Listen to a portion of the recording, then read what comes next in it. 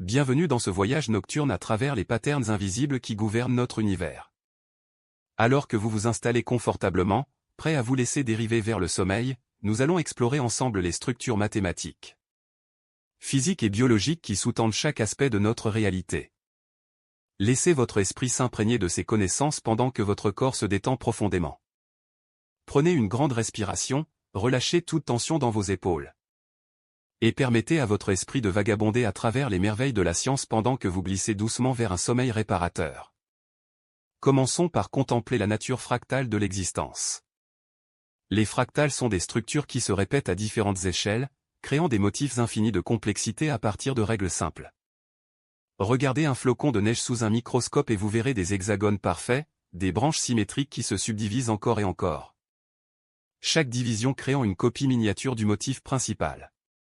Cette même logique fractale apparaît dans les côtes terrestres, où chaque cap et chaque baie contient des caps et des bailles plus petits, créant une longueur côtière théoriquement infinie. Les bronches de vos poumons suivent une architecture fractale, se divisant en branches de plus en plus fines pour maximiser la surface d'échange gazeux dans un espace limité. Même les vaisseaux sanguins qui parcourent votre corps en ce moment adoptent cette géométrie optimale, permettant à chaque cellule d'être apportée de nutriments et d'oxygène. Les fractales ne sont pas seulement belles, elles représentent la solution mathématique que la nature a découverte pour créer de la complexité efficacement. L'ensemble de Mandelbrot, cette célèbre fractale générée par une équation mathématique simple, contient une infinité de détails à toutes les échelles de grossissement. Zoomez infiniment et vous découvrirez toujours de nouvelles structures, des spirales miniatures. Des motifs autosimilaires qui ne se répètent jamais exactement mais maintiennent une cohérence esthétique. Cette profondeur infinie à partir de règles finies capture l'essence de la complexité émergente.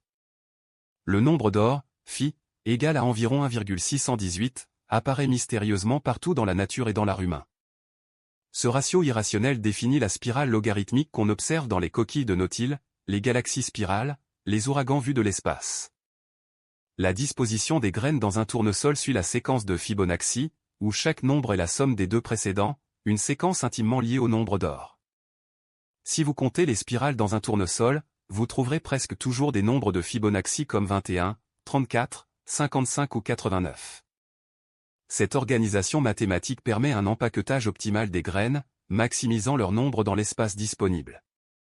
Les pétales de nombreuses fleurs suivent aussi ces nombres, 3 pétales pour les iris, 5 pour les boutons d'or, 8 pour les delphiniums, 13 pour les soucis, 21 pour les astées.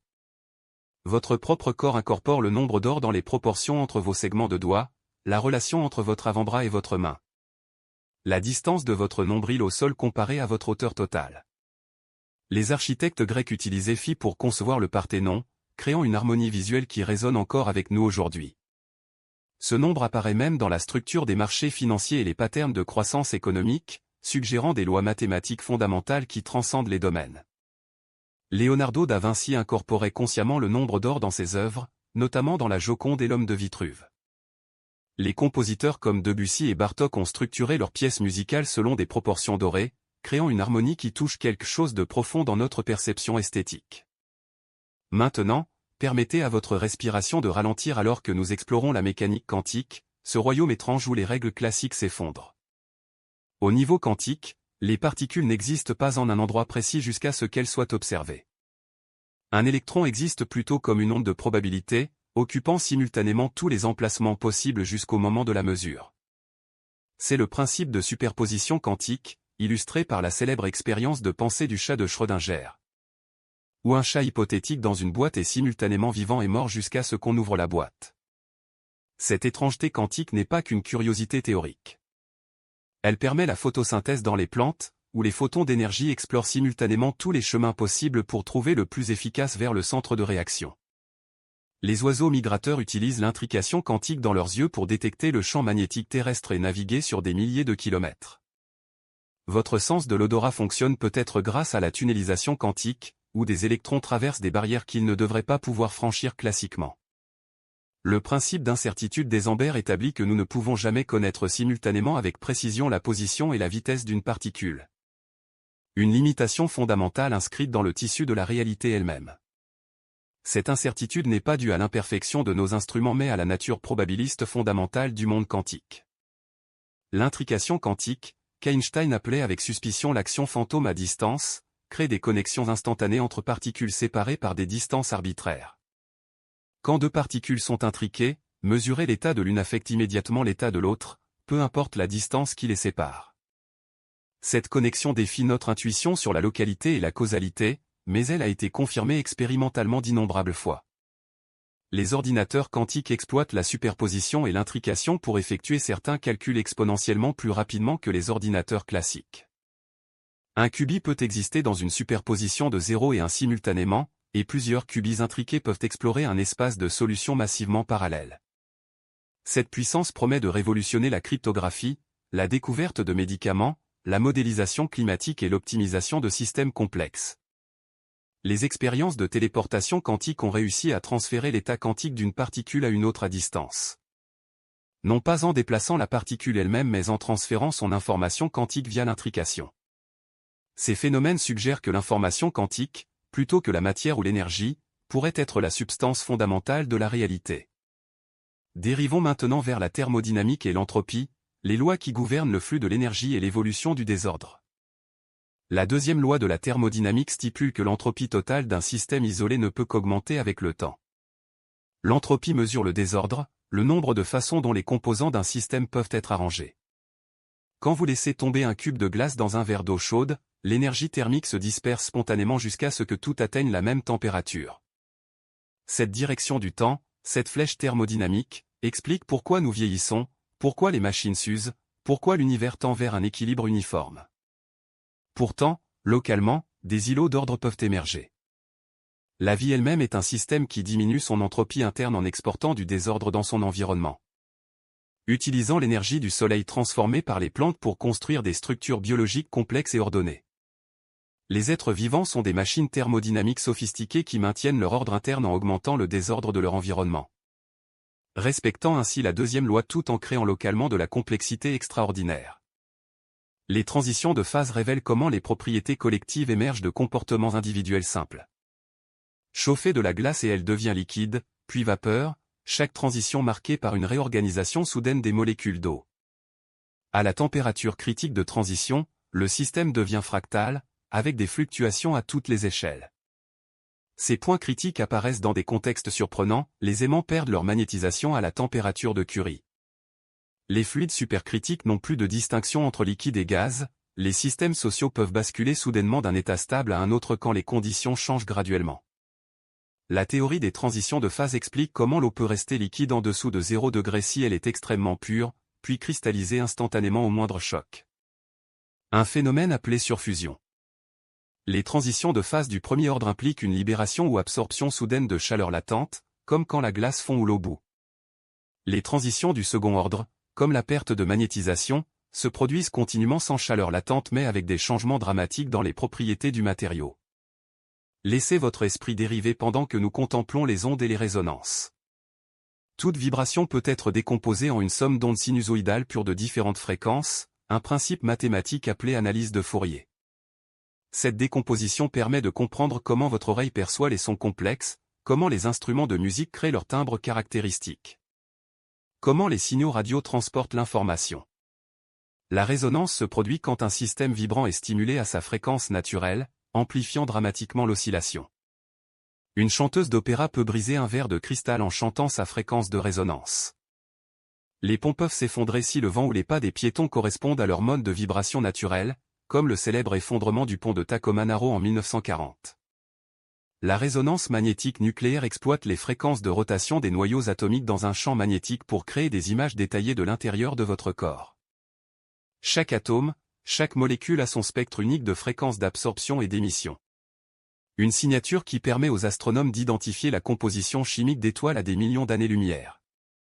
Les ondes gravitationnelles détectées par LIGO sont des résonances dans l'espace-temps lui-même, des échos de collision de trous noirs se propageant à travers l'univers à la vitesse de la lumière. Les solitons sont des ondes remarquables qui maintiennent leur forme en se propageant, résistant à la dispersion normale qui étale les ondes ordinaires. Découvert par John Scott Russell en 1834 quand il observa une vague solitaire parcourir un canal sur des kilomètres sans changer de forme. Les solitons apparaissent dans les fibres optiques transportant des signaux Internet, dans les tsunamis océaniques, dans les condensats de Bose-Einstein ultra-froids. Mathématiquement, Les solitons émergent quand la non-linéarité d'un système équilibre exactement la dispersion, créant une structure stable et localisée. Des équations comme celle de Korteweg de Vries décrivent ces objets fascinants qui se comportent presque comme des particules bien qu'ils soient des ondes. Les solitons dans les fibres optiques permettent les télécommunications à longue distance en maintenant l'intégrité des impulsions lumineuses sur des milliers de kilomètres. Dans certains modèles de physique des particules, les particules fondamentales elles-mêmes pourraient être des solitons dans des champs quantiques sous-jacents. La théorie du chaos révèle comment des systèmes déterministes peuvent produire des comportements imprévisibles. L'effet papillon, métaphore popularisée par le météorologue Edward Lorenz, suggère qu'un battement d'ailes de papillon au Brésil pourrait théoriquement déclencher une tornade au Texas. Cette sensibilité extrême aux conditions initiales signifie que des différences infinitésimales dans l'état de départ d'un système chaotique produisent des trajectoires radicalement différentes. La météo est chaotique, limitant les prévisions précises au-delà de quelques jours malgré des ordinateurs puissants. Les orbites à long terme dans le système solaire sont chaotiques, rendant impossible de prédire la configuration exacte des planètes sur des centaines de millions d'années. Pourtant, le chaos possède une structure cachée.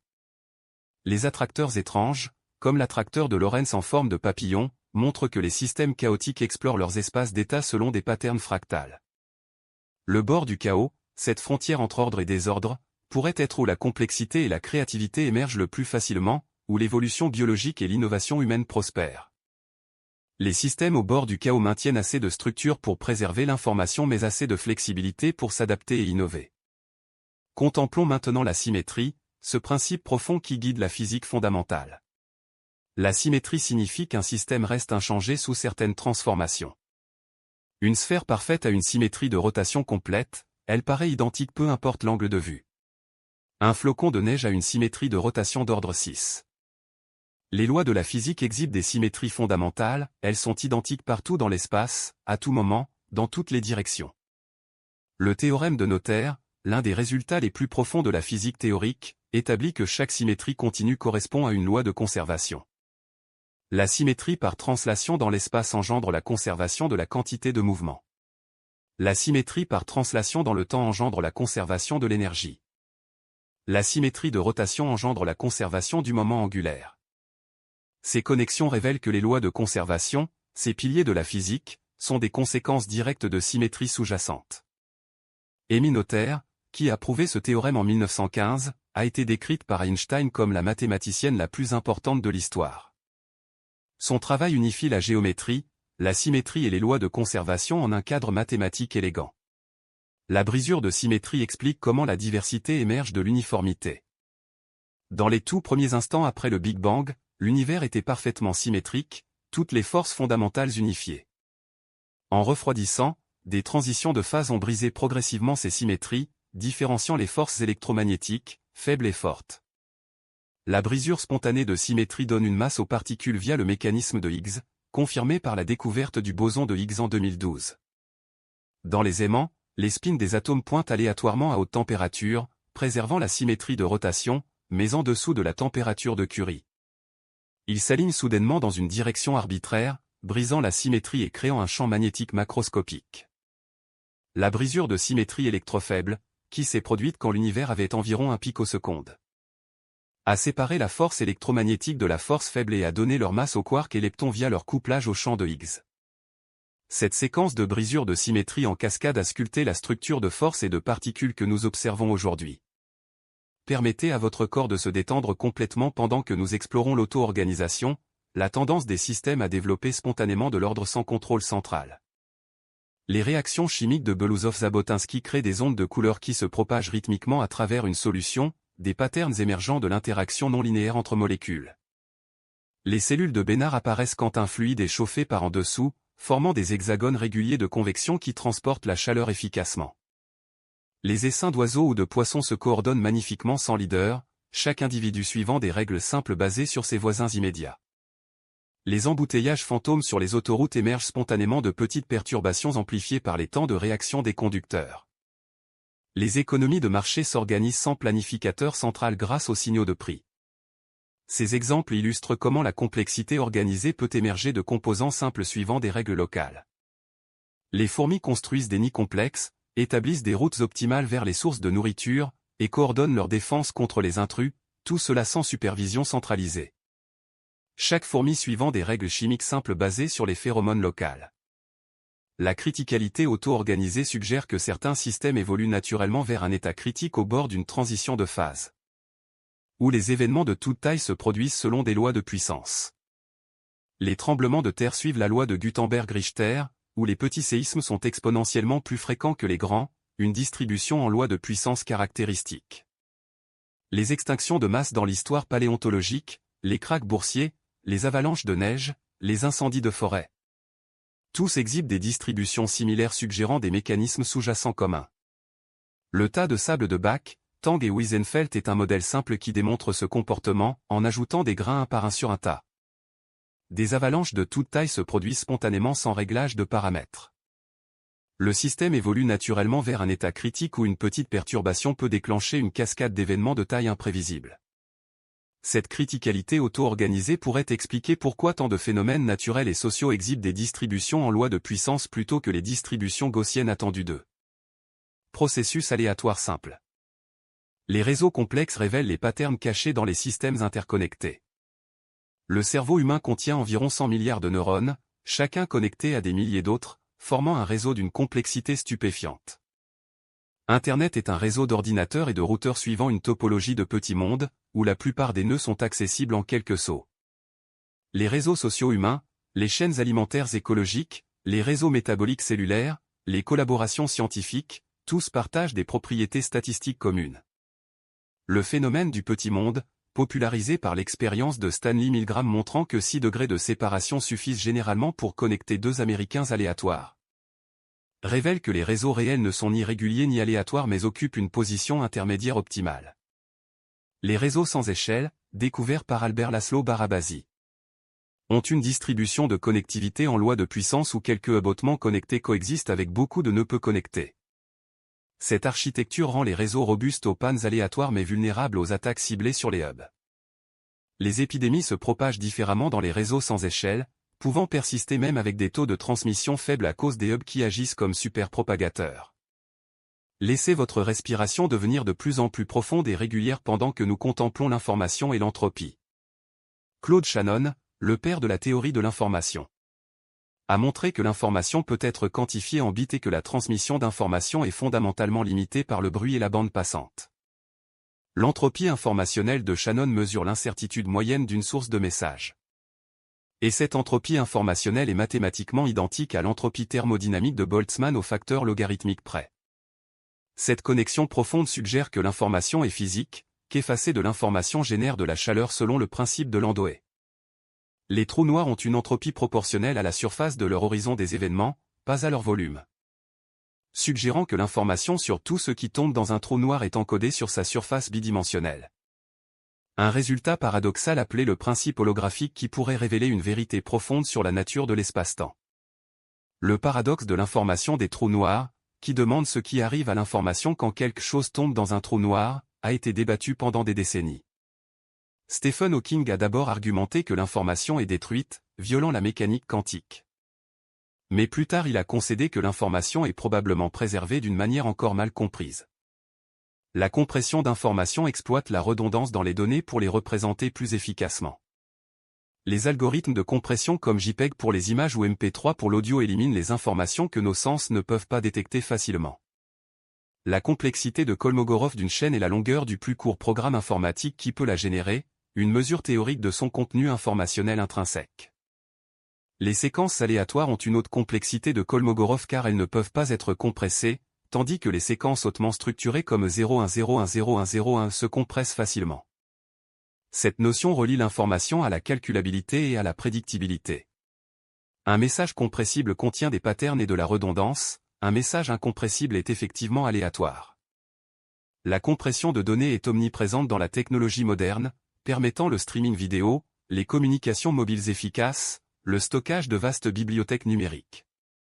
Les ondes gravitationnelles, prédites par Einstein en 1916 et détectées pour la première fois en 2015, sont des ondulations dans le tissu de l'espace-temps lui-même.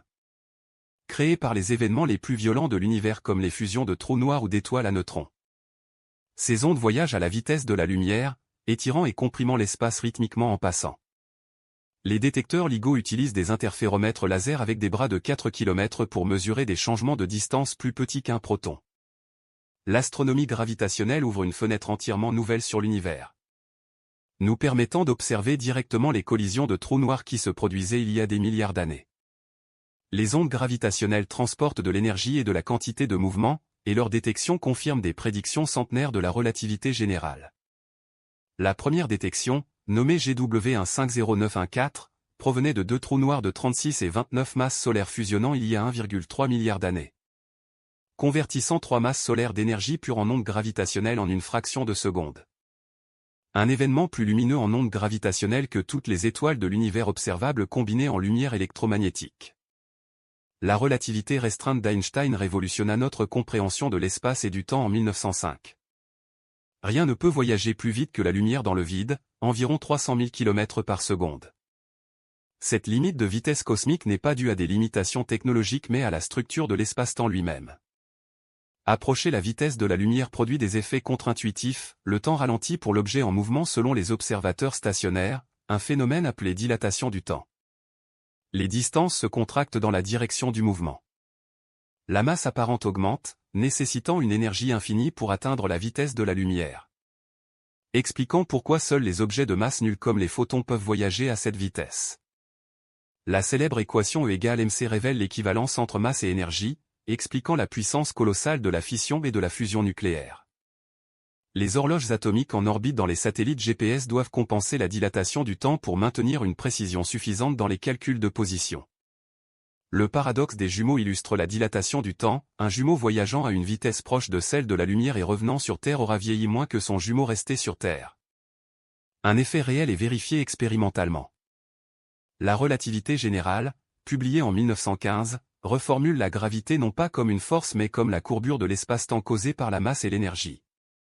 La Terre orbite le Soleil non pas parce qu'une force mystérieuse l'attire, mais parce qu'elle suit la trajectoire la plus droite possible dans l'espace-temps courbé par la masse du Soleil. Les horloges battent plus lentement dans des champs gravitationnels plus forts, un effet vérifié en comparant des horloges atomiques à différentes altitudes. La lumière se courbe en passant près d'objets massifs, créant des effets de lentilles gravitationnelles où des galaxies lointaines sont distordues et amplifiées par des amas galactiques intermédiaires. Les trous noirs représentent des régions où la courbure de l'espace-temps devient si extrême que rien, pas même la lumière, ne peut s'échapper de l'intérieur de l'horizon des événements. Au centre d'un trou noir, la théorie prédit une singularité où la densité devient infinie et la relativité générale elle-même s'effondre, signalant la nécessité d'une théorie quantique de la gravité. La relativité générale a été confirmée par d'innombrables tests, la précession anormale de l'orbite de Mercure, la déflexion de la lumière stellaire pendant les éclipses solaires. Le décalage vers le rouge gravitationnel, l'effet Shapiro où les signaux radio sont retardés en passant près du Soleil. Sentez votre corps devenir de plus en plus lourd, comme s'il s'enfonçait dans le matelas, pendant que nous explorons la cosmologie. L'univers observable contient environ 2000 milliards de galaxies, chacune contenant en moyenne 100 milliards d'étoiles. Il a commencé il y a environ 13,8 milliards d'années avec le Big Bang, non pas une explosion dans l'espace mais l'expansion de l'espace lui-même depuis un état extrêmement dense et chaud. Dans les premières fractions de seconde, l'univers a peut-être subi une phase d'inflation. Une expansion exponentielle qui a lissé les irrégularités et agrandi des fluctuations quantiques microscopiques jusqu'aux échelles astronomiques. Ces fluctuations primordiales sont devenues les graines des galaxies et des structures à grande échelle que nous observons aujourd'hui. L'inflation résout plusieurs problèmes cosmologiques, pourquoi l'univers est si uniforme à grande échelle, pourquoi il est géométriquement plat. Pourquoi nous n'observons pas de monopôle magnétique relique. Les prédictions de l'inflation concernant le spectre de puissance des fluctuations primordiales ont été confirmées avec une précision remarquable par les observations du fond diffus cosmologique. Le fond diffus cosmologique est le rayonnement résiduel du Big Bang, refroidi par l'expansion jusqu'à une température d'environ 3 degrés Kelvin au-dessus du zéro absolu. Ce rayonnement baigne uniformément l'univers dans toutes les directions. Avec de minuscules variations de température d'une partie sur 100 000 qui correspondent précisément aux prédictions théoriques. Les mesures détaillées du fond diffus par les satellites Cobb. WMA et Planck ont confirmé le modèle du Big Bang avec une précision remarquable et révélé que l'univers est géométriquement plat à l'échelle cosmique. Que sa composition est environ 5% matière ordinaire, 27% matière noire et 68% énergie noire. Le fond diffus nous montre l'univers tel qu'il était 380 000 ans après le Big Bang. quand il est devenu transparent pour la première fois alors que les électrons se combinaient avec les protons pour former des atomes neutres. Avant ce moment de recombinaison, l'univers était un plasma opaque où les photons étaient constamment diffusés par les électrons libres. La matière noire est une substance invisible qui n'émet ni n'absorbe de lumière mais dont la présence est révélée par ses effets gravitationnels. Les galaxies tournent trop rapidement pour être maintenues ensemble uniquement par la gravité de leur matière visible, impliquant un halo de matière noire environ 5 fois plus massif. Les amas galactiques agissent comme des lentilles gravitationnelles plus puissantes que ne le permettrait leur matière lumineuse seule. Les simulations informatiques de la formation des structures cosmiques ne reproduisent les observations que si elles incluent la matière noire.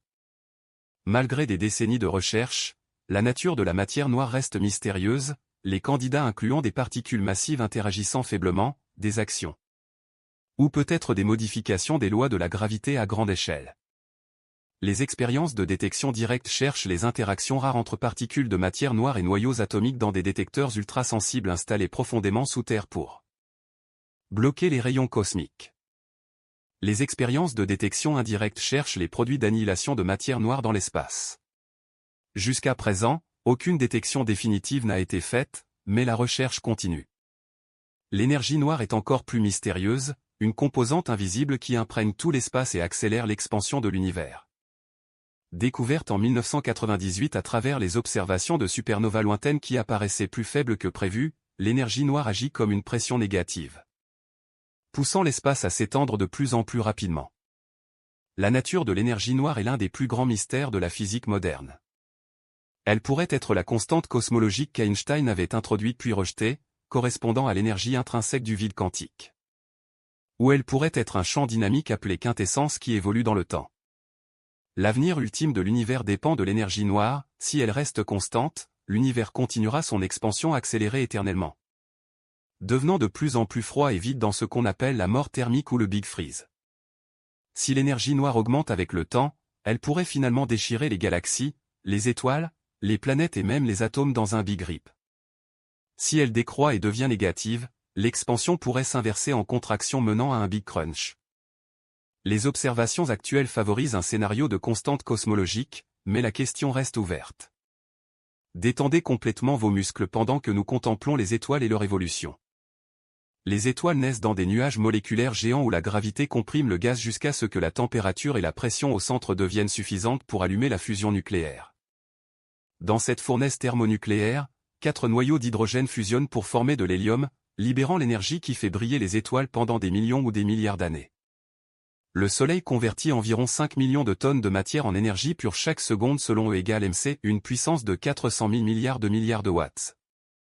Quand une étoile épuise son hydrogène, son destin dépend de sa masse. Les étoiles de faible masse comme le Soleil se dilatent en géantes rouges, éjectent leurs couches externes en nébuleuses planétaires colorées, et laissent derrière elles une naine blanche dense. Un résidu de carbone et d'oxygène de la taille de la Terre mais de la masse du Soleil. Les naines blanches se refroidissent graduellement sur des milliards d'années, devenant finalement des naines noires théoriques.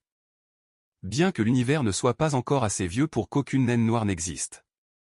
Les étoiles massives ont une vie plus courte mais plus spectaculaire. Elles progressent à travers une série de réactions de fusion, créant des éléments de plus en plus lourds, hélium, carbone, oxygène, néon, magnésium, silicium, et finalement fer. La fusion du fer ne libère pas d'énergie mais en consomme, donc quand le cœur d'une étoile massive devient fer, la fusion s'arrête soudainement.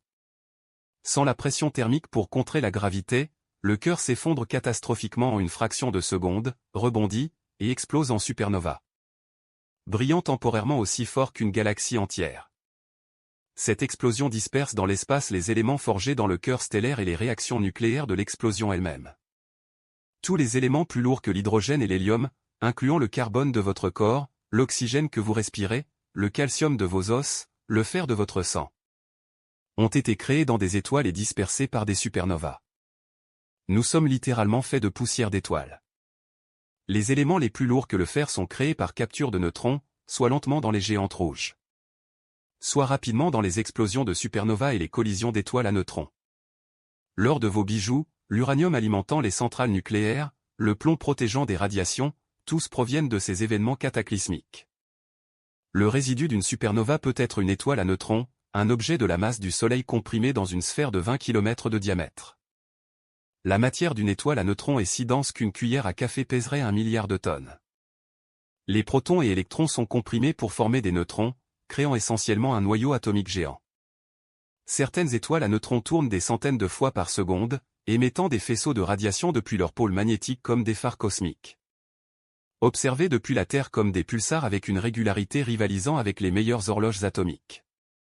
Si l'étoile parente était suffisamment massive, même une étoile à neutrons ne peut résister à l'effondrement gravitationnel, et un trou noir se forme. Un objet si dense que son champ gravitationnel empêche même la lumière de s'échapper. Les étoiles à neutrons ont des champs magnétiques des milliards de fois plus forts que celui de la Terre. Leurs surfaces sont des croûtes cristallines de noyaux atomiques exotiques, leurs intérieurs contiennent peut-être de la matière de quark étrange, un état de la matière jamais observé en laboratoire. Les trous noirs supermassifs, contenant des millions ou des milliards de masses solaires, se cachent au centre de presque toutes les grandes galaxies, incluant notre Voie lactée. Le trou noir au centre de notre galaxie, Sagittarius à astérisque, contient environ 4 millions de masses solaires dans une région plus petite que l'orbite de Mercure. Ces monstres cosmiques régulent la formation stellaire dans leur galaxie haute, accumulant de la matière qui spirale vers l'intérieur en disques d'accrétion chauffés à des millions de degrés. Émettant d'intenses radiations. Les jets relativistes lancés depuis certains trous noirs supermassifs actifs s'étendent sur des millions d'années-lumière, sculptant les vastes structures observées dans les amas galactiques. En avril 2019, l'Event Horizon Telescope a capturé la première image directe d'un trou noir. Révélant l'ombre du trou noir supermassif au centre de la galaxie M87 entouré par un anneau lumineux de matière en orbite. Cette image historique confirme les prédictions détaillées de la relativité générale concernant l'apparence d'un trou noir et ouvre une nouvelle ère d'observation directe de ces objets. Extraordinaire. Sentez-vous flotter doucement pendant que nous explorons la biologie et les patterns de la vie. L'ADN, la molécule de l'hérédité, est une double hélice élégante où deux brins complémentaires s'enroulent l'un autour de l'autre. Chaque brin est une séquence de 4 bases nucléotidiques, adénine, thymine, guanine et cytosine, dont l'ordre encode toute l'information nécessaire pour construire et maintenir un organisme. L'adénine s'apparie toujours avec la thymine, la guanine avec la cytosine, créant une complémentarité parfaite qui permet la réplication fidèle de l'information génétique. Le génome humain contient environ 3 milliards de paires de bases réparties sur 23 paires de chromosomes, codant pour environ 20 000 gènes. Mais seulement environ 2% du génome code directement pour des protéines, le reste régulant l'expression génique, fournissant une structure chromosomique. Ou représentant des vestiges évolutifs. L'ADN non codant, autrefois appelé ADN poubelle, s'avère jouer des rôles cruciaux dans la régulation de quand et où les gènes sont exprimés. Contrôlant le développement embryonnaire et la fonction cellulaire. La transcription et la traduction constituent le dogme central de la biologie moléculaire. L'information génétique stockée dans l'ADN est transcrite en ARN messager, qui sort du noyau cellulaire et est traduit en protéines par les ribosomes. Le code génétique utilise des triplets de bases appelés codons pour spécifier les 20 acides aminés qui composent les protéines. Ce code est presque universel, partagé par tous les organismes vivants de la bactérie à l'humain, témoignage puissant de l'origine commune de toute vie terrestre. Les protéines, chaînes d'acides aminés qui se replient en structures tridimensionnelles complexes, et effectuent presque toutes les fonctions cellulaires.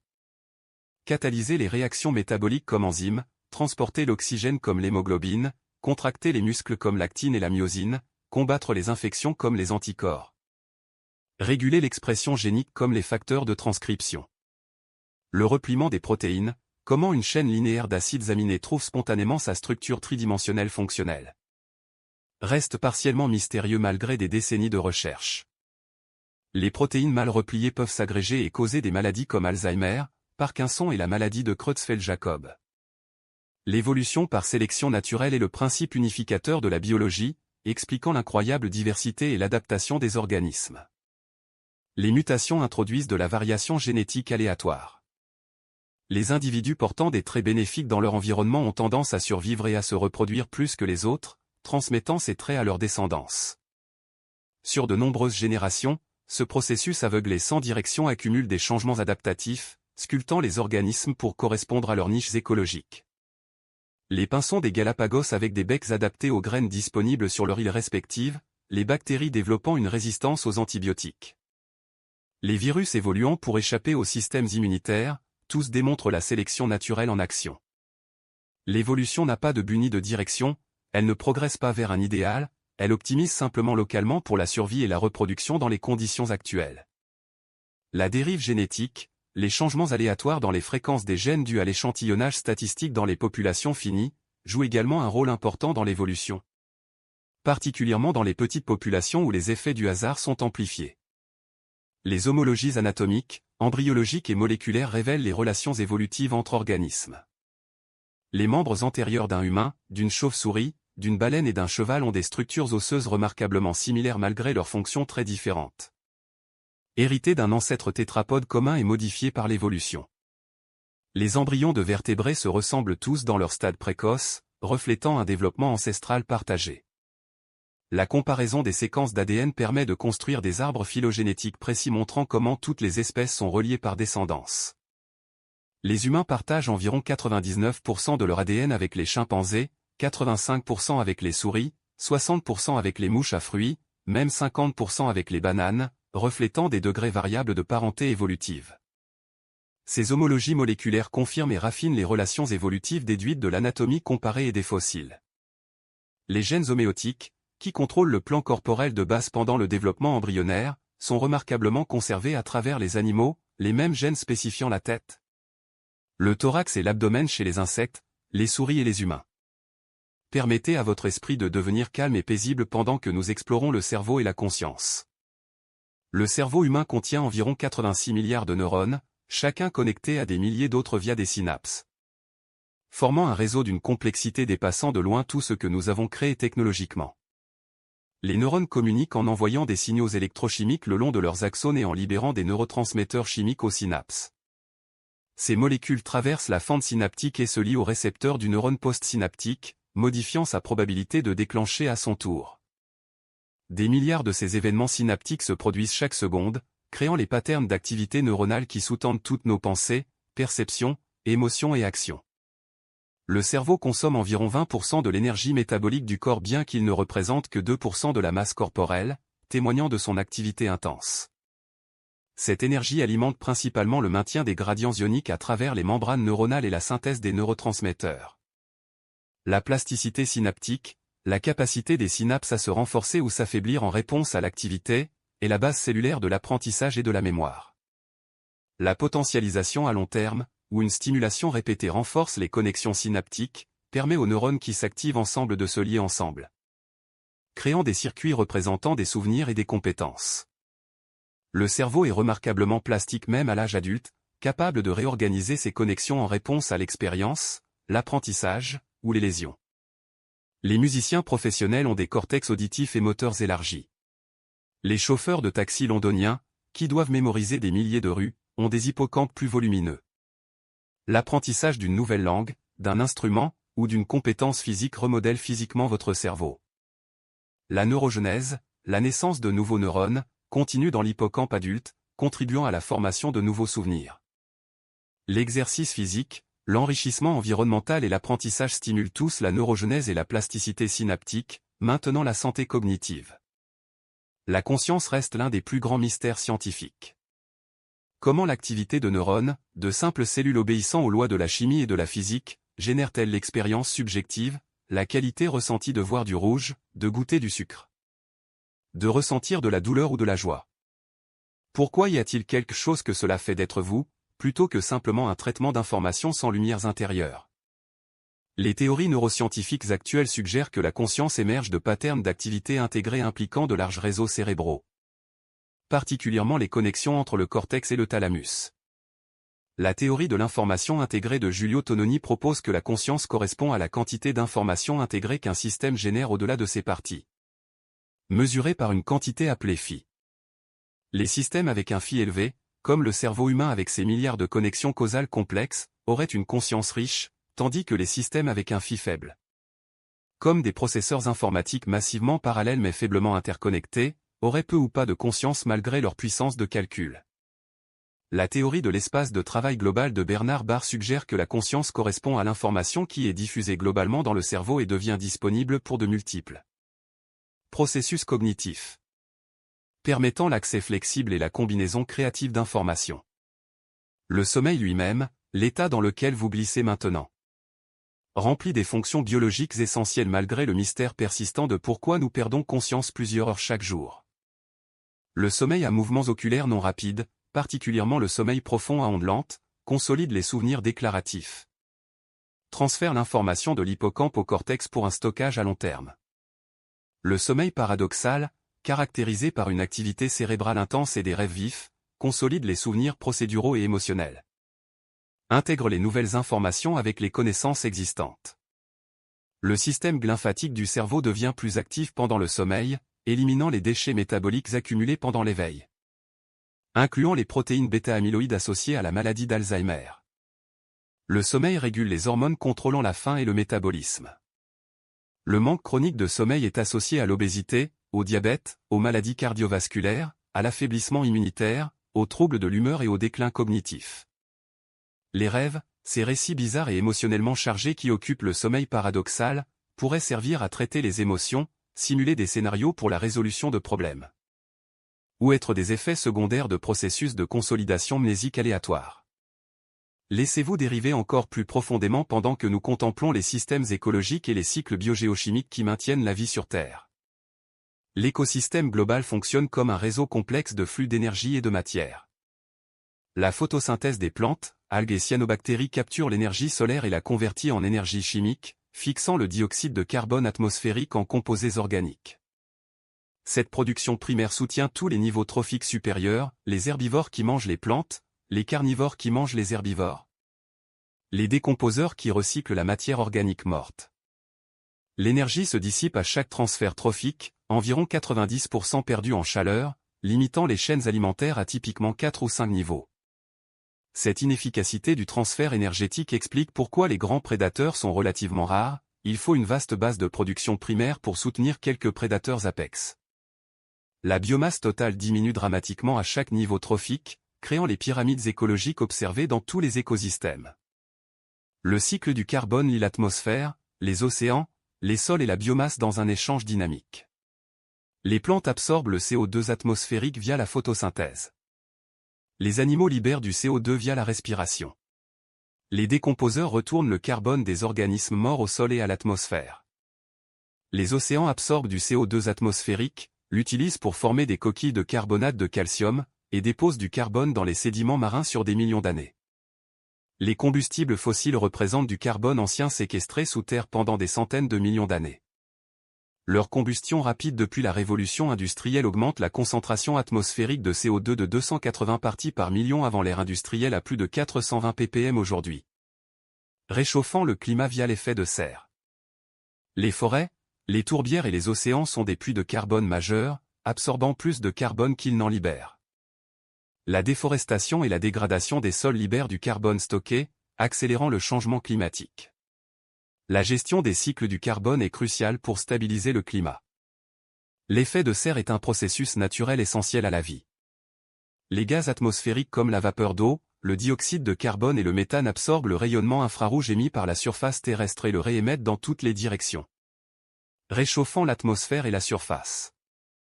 Sans effet de serre, la température moyenne de la Terre serait d'environ moins 18 degrés Celsius au lieu de plus 15 degrés, trop froid pour l'eau liquide et la vie telle que nous la connaissons. Mais l'augmentation des gaz à effet de serre anthropiques intensifie cet effet, piégeant plus de chaleur.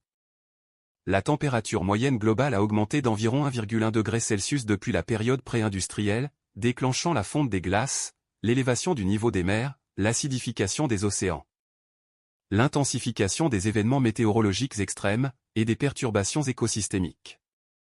Les boucles de rétroaction positive amplifient le réchauffement, la fonte des glaces polaires réduit l'albédo terrestre, absorbant plus de chaleur solaire, le dégel du permafrost libère du méthane. Un puissant gaz à effet de serre, le réchauffement des océans réduit leur capacité à absorber le CO2. Les océans jouent un rôle crucial dans la régulation du climat terrestre. L'immense capacité thermique de l'eau signifie que les océans absorbent plus de 90% de l'excès de chaleur piégé par les gaz à effet de serre anthropiques, modérant le réchauffement atmosphérique mais se réchauffant eux-mêmes. Les courants océaniques transportent la chaleur depuis l'équateur vers les pôles, influençant profondément les climats régionaux. La circulation thermohaline, un système global de courants océaniques profonds piloté par les différences de température et de salinité, agit comme un tapis roulant planétaire transportant nutriments, oxygène et chaleur. L'affaiblissement potentiel de cette circulation dû au réchauffement et à l'afflux d'eau douce de la fonte des glaces pourrait avoir des conséquences climatiques dramatiques. Les océans absorbent environ un quart du CO2 anthropique émis, formant de l'acide carbonique qui acidifie l'eau de mer, menaçant les organismes à coquilles calcaires comme les coraux, les mollusques et le plancton à la base des chaînes alimentaires marines. Sentez chaque partie de votre corps se détendre complètement pendant que nous explorons les patterns mathématiques dans la nature. Les spirales logarithmiques apparaissent dans les coquilles de nautiles, les bras des galaxies spirales, les tourbillons d'eau, les motifs des graines de tournesol. Cette spirale particulière maintient sa forme en s'agrandissant, chaque tour étant une version mise à l'échelle du précédent selon un ratio constant. Les hexagones pavant parfaitement le plan avec une efficacité maximale apparaissent dans les nids d'abeilles, les cellules de Bénard dans les fluides chauffés. Les colonnes basaltiques de la chaussée des géants. Les abeilles construisent leurs rayons en hexagone car cette forme utilise le moins de cire pour enfermer le plus d'espace, une optimisation géométrique instinctive. Le théorème du rayon de miel, prouvé mathématiquement en 1999, confirme que la tessellation hexagonale minimise effectivement le périmètre pour une aire donnée parmi toutes les tessellations régulières possibles. Les tessellations de Voronoi divisent un plan en régions basées sur la proximité à un ensemble de points, créant des patterns polygonaux irréguliers observés dans les cellules épithéliales. Les fissures de boue séchée, les territoires animaux, les structures cristallines. Chaque région contient tous les points plus proches de son site générateur que de tout autre. Ces patterns émergent naturellement de processus de croissance et de compétition pour l'espace. Les motifs de Turing, prédits mathématiquement par Alan Turing en 1952, expliquent comment des réactions chimiques couplées à la diffusion peuvent spontanément générer des patterns stationnaires comme les rayures des zèbres, les taches des léopards.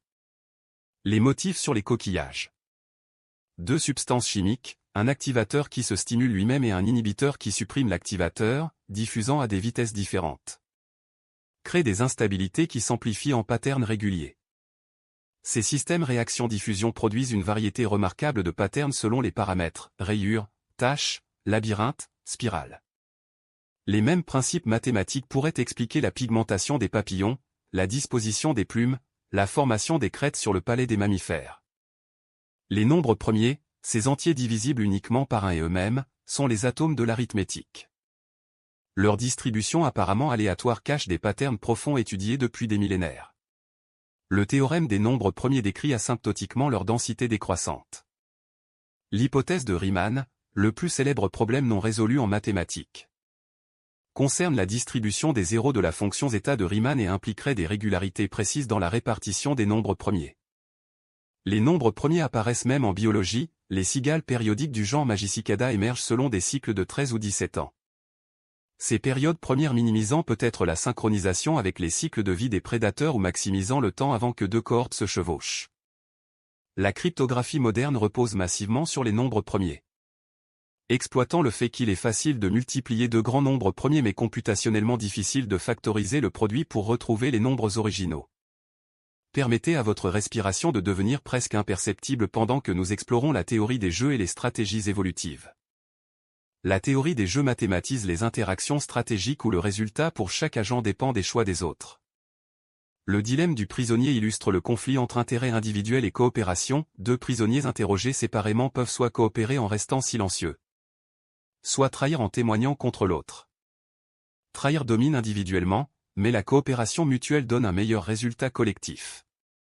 Ce paradoxe capture l'essence de nombreux problèmes sociaux et écologiques comme la surpêche, le changement climatique, la course aux armements. Dans un dilemme du prisonnier joué une seule fois entre étrangers, la trahison mutuelle et l'équilibre de Nash. Un état où aucun joueur ne peut améliorer son résultat en changeant unilatéralement de stratégie. Dans les jeux répétés, des stratégies sophistiquées émergent. T-Fort et AT, commencer par coopérer puis copier le dernier mouvement de l'adversaire, performent remarquablement bien dans les tournois informatiques simulant des interactions répétées. Cette stratégie est gentille, ne trahissant jamais en premier, rétributive punissant la trahison, indulgente reprenant la coopération après punition. La théorie des jeux évolutifs applique ces concepts aux populations biologiques où les stratégies se propagent selon leur succès reproductif. Les stratégies évolutivement stables, stratégies qui ne peuvent être envahies par des mutants alternatifs, expliquent de nombreux comportements observés comme l'agressivité territoriale dosée, les soins parentaux, les signaux honnêtes. Le principe du handicap explique pourquoi certains signaux honnêtes sont coûteux, seuls les individus de haute qualité peuvent se permettre le coût, rendant le signal fiable. La queue du paon, handicapante pour la survie, signale honnêtement la qualité génétique précisément parce qu'elle est coûteuse. Le paradoxe de Simpson révèle comment les tendances observées dans des groupes séparés peuvent s'inverser quand les groupes sont combinés.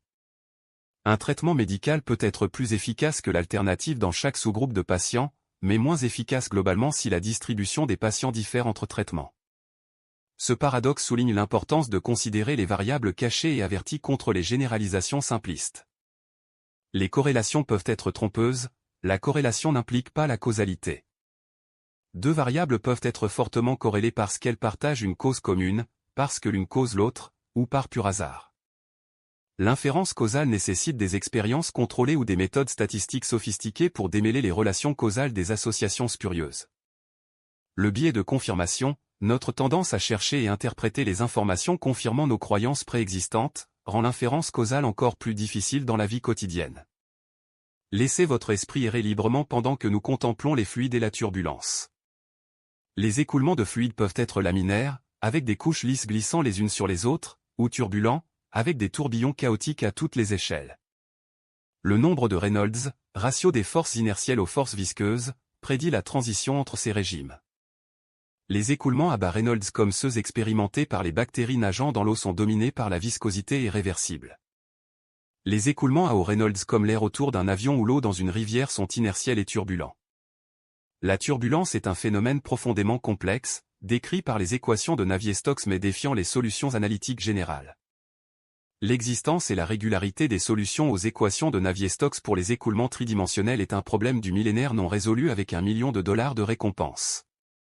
Les écoulements turbulents sont chaotiques, sensibles aux conditions initiales, rendant les prédictions détaillées impossibles au-delà d'un horizon temporel limité.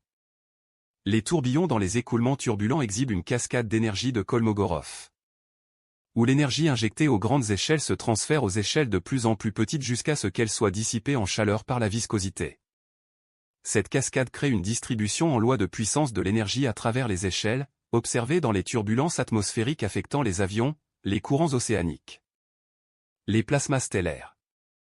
La dynamique des fluides contrôle tant de phénomènes, les patterns météorologiques, les courants marins, la circulation sanguine, le vol, la natation, la propagation des odeurs.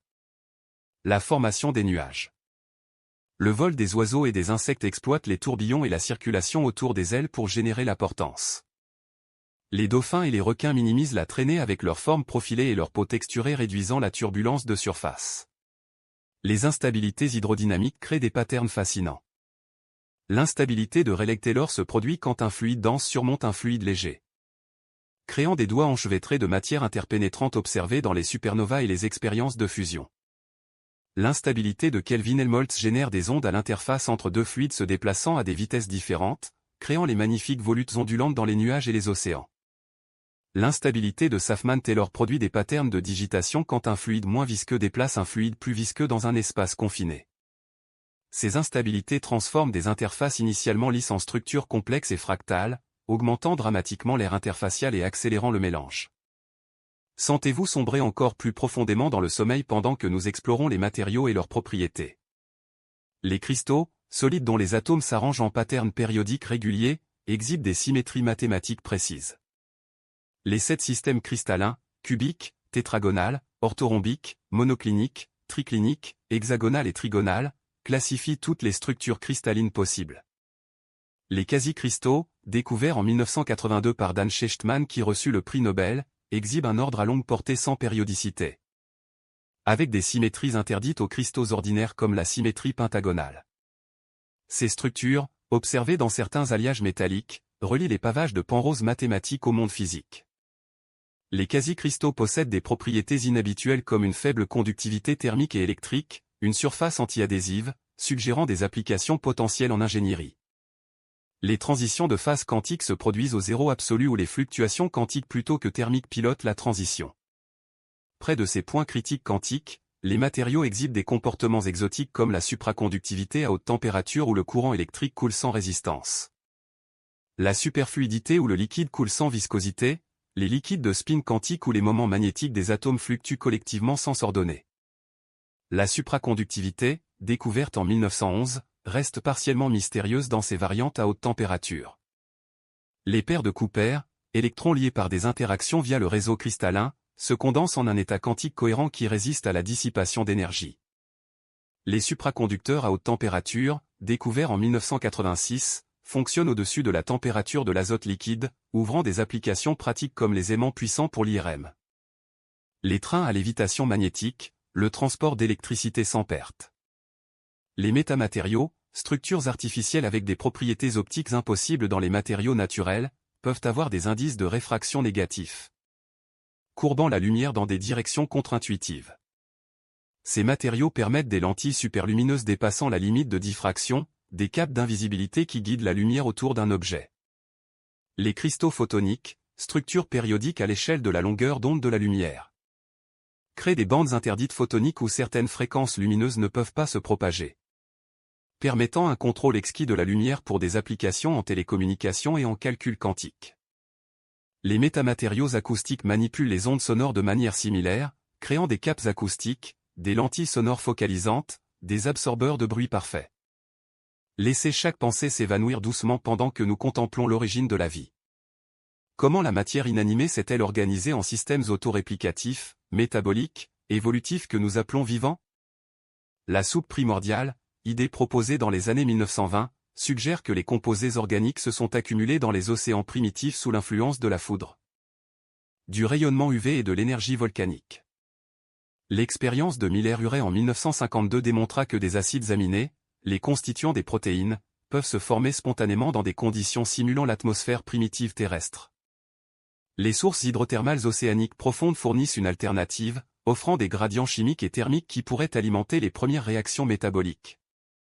Des surfaces minérales catalysant la synthèse organique. Les cheminées hydrothermales alcalines, découvertes dans les années 2000, créent des compartiments microporeux dans les minéraux précipités où des réactions prébiotiques pourraient s'organiser. Le monde ARN propose que les premières formes de vie utilisaient l'ARN à la fois comme matériel génétique et comme catalyseur, résolvant le paradoxe poulet-œuf de savoir si les acides nucléiques ou les protéines sont venus en premier. L'ARN peut stocker de l'information comme l'ADN et catalyser des réactions comme les protéines, bien que moins efficacement. Les ribozymes, ARN catalytiques, et les ribosomes, usines protéiques composées largement d'ARN, suggèrent des vestiges de ce monde primordial à ARN. La transition vers le monde actuel où l'ADN stocke l'information et les protéines effectuent le métabolisme pourrait avoir conféré des avantages évolutifs, l'ADN est plus stable chimiquement. Les protéines sont des catalyseurs plus polyvalents. Les nucléotides, les constituants de l'ARN, ont été synthétisés dans des conditions prébiotiques plausibles, renforçant le scénario du monde ARN. Certains scientifiques proposent un monde pré-ARN encore plus simple basé sur des molécules autoréplicatives plus primitives. Le dernier ancêtre commun universel, l'UCA, était l'organisme d'où descendent tous les êtres vivants actuels, existant probablement il y a environ 3,5 à 4 milliards d'années. L'UCA utilisait déjà l'ADN, l'ARN et les protéines, avait un code génétique essentiellement identique au nôtre, possédait des ribosomes et des enzymes métaboliques. L'incroyable conservation de la machinerie cellulaire fondamentale à travers tous les domaines de la vie témoigne de cette origine commune. Malgré des milliards d'années d'évolution divergentes, les cellules humaines et bactériennes partagent des processus biochimiques essentiels, utilisant les mêmes 20 acides aminés. La même molécule énergétique ATP, des mécanismes similaires de transcription et traduction. L'UCA vivait probablement près de sources hydrothermales, utilisant des gradients chimiques pour produire de l'énergie, dans un environnement riche en hydrogène et en minéraux ferreux. La reconstitution de la biologie de l'UCA à partir de gènes partagés par tous les organismes actuels révèle un métabolisme sophistiqué suggérant une longue évolution prébiotique précédente. Sentez votre corps devenir complètement immobile pendant que nous contemplons le futur et les possibilités technologiques. L'intelligence artificielle progresse rapidement vers des capacités dépassant l'intelligence humaine dans des domaines de plus en plus larges. Les réseaux de neurones artificiels profonds, inspirés par la structure du cerveau, apprennent des représentations hiérarchiques des données en ajustant des millions ou des milliards de paramètres. Ces systèmes surpassent maintenant les humains dans des tâches spécifiques comme la reconnaissance d'images, la traduction linguistique, le jeu d'échecs et de Go. L'apprentissage par renforcement profond permet aux agents artificiels d'apprendre des stratégies complexes par essai-erreur, découvrant parfois des approches contre-intuitives inaccessibles aux humains. AlphaGo a stupéfié le monde en 2016 en battant le champion mondial de Go, un jeu où l'intuition humaine était censée dominer les ordinateurs pendant des décennies. AlphaZero a maîtrisé les échecs, le shogi et le Go en apprenant uniquement par auto-jeu, sans connaissance humaine intégrée, découvrant des stratégies nouvelles et créatives. L'édition génomique CRISPR-Cas9 permet de modifier précisément l'ADN, promettant de traiter des maladies génétiques, d'améliorer les cultures agricoles. Peut-être même d'augmenter les capacités humaines. Cette technologie soulève des questions éthiques profondes sur jusqu'où nous devrions modifier la nature, nous-mêmes, nos descendants. L'informatique quantique, exploitant la superposition et l'intrication, pourrait résoudre certains problèmes impossibles pour les ordinateurs classiques, révolutionnant la cryptographie. La chimie computationnelle, l'optimisation. Les nanotechnologies permettent de manipuler la matière atome par atome, créant des matériaux aux propriétés sur mesure, des machines moléculaires, des systèmes de délivrance de médicaments ciblés. Les nanorobots médicaux pourraient naviguer dans le système sanguin, détruisant les cellules cancéreuses, débloquant les artères, réparant les tissus au niveau cellulaire. La fusion nucléaire contrôlée, le processus qui alimente les étoiles, promet une énergie pratiquement illimitée et propre. Confiner un plasma à 100 millions de degrés assez longtemps pour que les noyaux fusionnent et libèrent plus d'énergie que nécessaire pour maintenir le confinement reste technologiquement difficile. Mais potentiellement réalisable dans les décennies à venir. Les colonies spatiales pourraient s'étendre au-delà de la Terre, établissant des habitats permanents sur la Lune, Mars, les astéroïdes, et éventuellement des habitats en rotation en espace libre. L'humanité pourrait devenir une espèce multiplanétaire, réduisant le risque existentiel d'une catastrophe terrestre unique. Les vaisseaux générationnels pourraient transporter des humains vers d'autres systèmes stellaires sur des voyages durant des siècles. Ou peut-être que des percées en propulsion permettront des voyages plus rapides. La terraformation pourrait transformer Mars ou Vénus en mondes habitables sur des échelles de temps millénaires. Laissez-vous glisser dans le sommeil profond en contemplant l'interconnexion de toutes choses. Chaque pattern que nous avons exploré, des fractales au réseau, de la mécanique quantique à l'évolution, de la thermodynamique à la conscience, révèle des principes communs sous-jacents. L'émergence de la complexité à partir de règles simples, l'optimisation par la sélection naturelle ou mathématique, l'équilibre entre ordre et chaos. La tendance universelle vers l'entropie croissante contrebalancée par des îlots locaux d'ordre décroissant. Les mêmes équations mathématiques décrivent des phénomènes apparemment disparates, suggérant une unité profonde dans les lois de la nature. Les lois de puissance apparaissent dans les réseaux biologiques, sociaux et technologiques. Les attracteurs étranges caractérisent les systèmes chaotiques du climat au marché financier. Les symétries brisées expliquent à la fois les aimants et les particules fondamentales. Vous êtes un pattern dans ce vaste tissu cosmique, vos atomes forgés dans des étoiles mourantes, vos gènes sculptés par des milliards d'années d'évolution. Vos pensées émergeant de l'activité coordonnée de milliards de neurones obéissant aux lois de la physique et de la chimie. Votre conscience est peut-être l'univers s'observant lui-même, la matière devenue capable de contempler sa propre existence. Dans votre sommeil, votre cerveau continue son travail essentiel, consolidant les souvenirs, intégrant les expériences, restaurant les ressources cellulaires. Les ondes cérébrales lentes du sommeil profond synchronisent l'activité neuronale, facilitant la communication entre régions cérébrales distantes. Renforçant les connexions importantes et éliminant les connexions superflues. Dormez maintenant, profondément et paisiblement, bercé par les patterns silencieux qui gouvernent tout ce qui existe. Ces structures mathématiques et physiques tissées dans le tissu même de la réalité. Laissez ces connaissances s'imprégner doucement dans votre subconscient pendant que vous reposez.